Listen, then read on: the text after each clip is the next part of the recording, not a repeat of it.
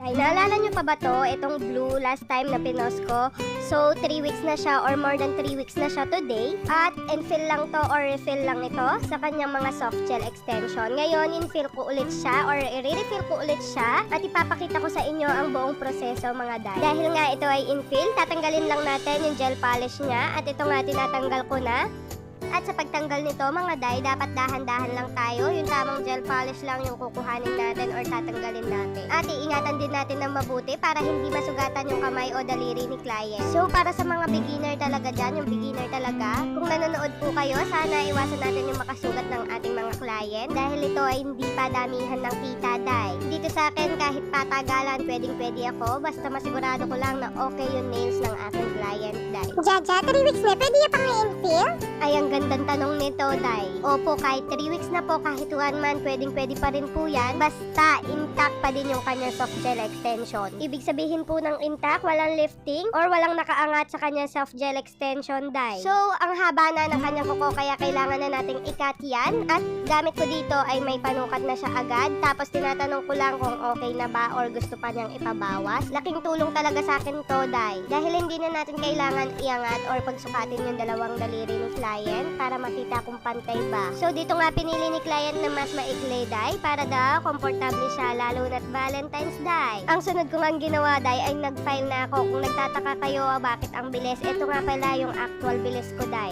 O diba, ang bagal ko lang day. Ganun ako katagal mag-file day sa actual para na rin hindi masaktan o masugatan si client day. Then after that, pinagpag ko lang ito gamit ang duster day. Then finally, sa prepping process na tayo. So i-clean ko lang ang kanyang cuticle part and ipe-prepare ko na para makapaglagay na tayo ng builder gel. Speaking of preparation, day, isa pala ang preparation sa nagpapatagal ng ating enhancement o mga extension, day. Kapag hindi po maayos ang ating preparation, pwede po itong maging dahilan para mabilis umangat or matanggal ang yung ating enhancement, mga day. Pero na lang, day, kung tinanggal mong kusa yan or sa pilitan mong tinanggal. Yung iba kasi dito kapag nagsasawa na sa kanilang mga nails, day, kinakagat na. Yan yung mahilig mag-bite ng kanilang mga nails. Tapos sasabihin nila sa nail tech, agad pong natanggal yung nails ko. So, kaming mga nail tech, kilala namin kung sino yung mga nagsasabi ng totoo at hindi, day. Ay, pag nail-tech pala, lie detector na di?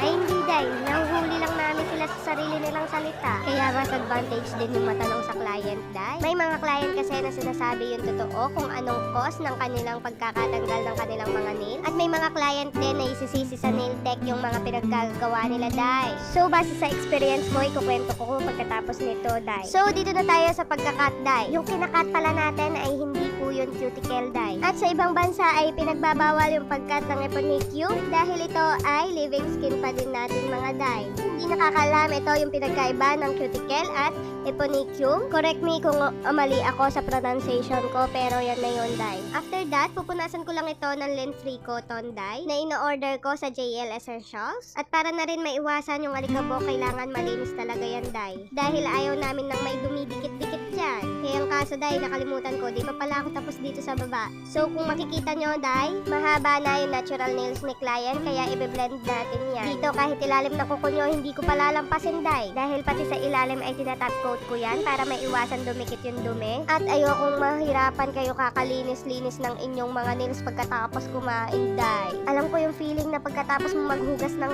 pupo ng bata, eh mangangamoy na yan. Kaya nga pati sa baba ay tinatap coat ko na. Kaya gulat na gulat yung ibang first time magpa-nail sa akin. Sa iba daw kasi at pagkakapal-kapal ng glue, hindi daw tinatanggal. O, para sa mga beginner ha, galingan nyo naman dahil nang hindi tayo napapahiya. At nadadamay kaming passion ang pag-nails. Habang sa ibang habol lang ay kita. Kaya yung mga client ay puro trauma na ang nakuha, day. Ay, si Jaja, nag-flip top na ata. Hindi naman, day. So, ito na nga yung next step ko. I-applyan ko lang ng 2-in-1 prep yung kanyang natural nails. Yung sa taas lang, day. Yung gamit ko dito ay nabili ko din sa JL Essentials, day. So, para iwas budol tayo, sa JL Essentials lang po tayo bibili. At sa iba pang trusted shop, day. Huwag kang bibili na sobrang mura. Budol yan, day. Scam yan. Oh, Ja, easy, gigil yan?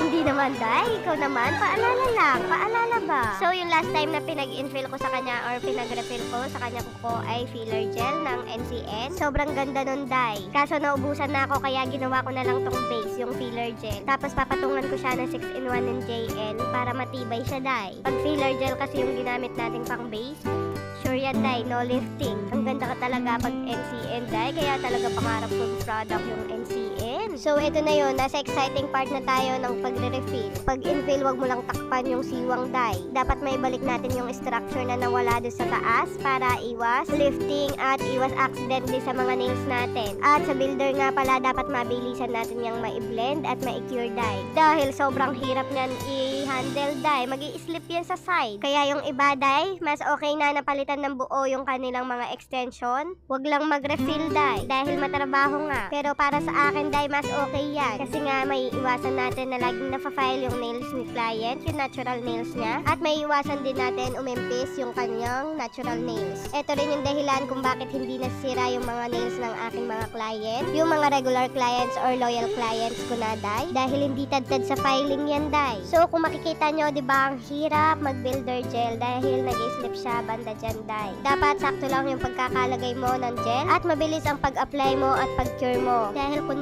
hindi, slip na yan sa side, Day. At kailangan aralin talagang mabuti yung mga techniques, Day. And every nail tech may mga techniques yan. When it comes to application, iba-iba yan. Depende na lang kung saan ka komportable. At alam nyo ba kung ano yung pinaka-powerful pagdating sa pag-nails? Ito yung practice, Day. Yung experience natin. Kaya hanggat hindi nyo na-experience, hindi tayo matututo. Kaya makinig kayo sa mga madami ng experience dahil yan, bago nila tinuro sa inyo, na-experience na nila at natuto na sila sa mga pagkakamali, Day. Kaya kung umabot na kayo dito, baka pwede naman pakipindot yung like, share, and follow, mga Day. At habang tinatapos ko to, Day, kukwento ko sa inyo yung isa kong client. Comment lang ako nung loyal client ko, Day. Kung sabi nung nagpagawa sa akin, agad daw natanggal, wala man daw 1 week yung ginawa ko sa kanya. So ang sabi ko, bigyan ko siyang discount pagkabalik niya, Day. Pero dadako muna tayo dito sa kabilang kamay at sa isang nails nga niya, meron ng lifting kaya pinalitan ko na ng soft gel. Pero the rest, same process lang siya, Day. O, ibabalik ko. So, yun na nga, wala man daw 1 week yung kanyang nails. Pagkabalik niya, inulit ko lahat yung nails niya at nagkaroon siya ng 30% off. Diba? Sobrang laki na nun, Day. Since iniisip ko, hindi niya nga niya nasulit yung pagkakagawa ng nails niya. Iniisip ko din yung ginastos niya para sa nails niya. After noon, pinagawa din niya yung anak niya. Tapos, nung mag-1 month na, chinat ko siya kasi hindi siya nag-message. Kinumusta ko yung mga nails nila. So, ang sabi niya, 1 week pa lang daw natanggal na pati yung sa anak niya, Day. Naloka na ako sa part na to. Iniisip ko yung buong proseso kung tama naman yung ginawa ko, bakit may pangyayaring ganon. As in, sigurado ako at same lang din naman yung mga product na ginagamit ko, Day. At dahil first time nila, ingat na ingat talaga ako sa mga kuko nila. So, nagtanong na ako kung naglalabad ba sila, kung anong ginagawa nila. Kasi yung ibang client ko naglalaba, naghuhugas araw-araw, pero hindi sila natatanggalan ng nails. Tapos, tinanong ko paano natanggal. So, natanggal na lang daw ng kusa, Day. So, sinend niya yung mga kuko, pero yung kuko niya, hindi. Yung natural nails, hindi. Hindi na daw niya kasi napicturan dahil ilang weeks na raw ang nakaraan. At bago tayo maligaw, ito nga at nagkukulay na ako, Day. Ito nga, milky white and wine red yung kanyang gustong kulay. At akala daw ng client kung to mahirap yung pinapagawa niya sa akin, kaya nag-aalangan siyang ipagawa niya, pero nagulat siya. Sobrang bilis lang ng process ng mga designs niya. Jaja, ituloy mo na isang kwento mo. So yun na nga, Day, hindi na ako nakareply. So sabi ko next balik nila, bibigyan ko ulit sila ng discount, Day. Tapos nung makita ko yung loyal client ko na nag-recommend sa kanila, nagpagawa siya sa akin. Ganito yung naging conversation namin. Sabi niya, ate, ang tagal din nung kay ano, no, Ana. Tsaka maganda din pala yung ano, yung mga ganong kulay. Sabi niya ganon. Sino? Sabi kong ganon. Si ano, di ba ako nag-recommenda sa kanya? Sabi niya ganon. So doon na ako nagulat, Day. Ganito yung mga naging reaction ko. Ha? Sabi nga niya, wala man 1 week din sa kanya. Talaga? Nakita ko, ang tagal din kaya nun sa kanya. Tsaka kapag nag-bingo nga siya, nakikita ko, kinakalikot niya yung mga kuko niya. Tinatanggal na kaya alam ko, sabi niya ganon. So, yun na nga, Day. Kinakalikot daw yung kuko niya, tapos binabite niya, tinatanggal niya. Yun pala yung cause, Day.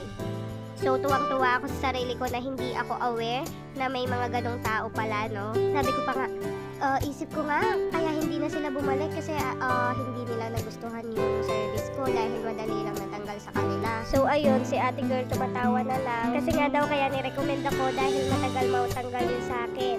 Kaya minsan, Day, hindi sa lahat ng pagkakataon nail tech ang may kasalanan. Minsan yung mga client din. Kaya naman pala dumarami yung matataray na nail tech, Day. Alam na yung mga linyahan ng mga customer. So finally, tapos na tayo. Ito na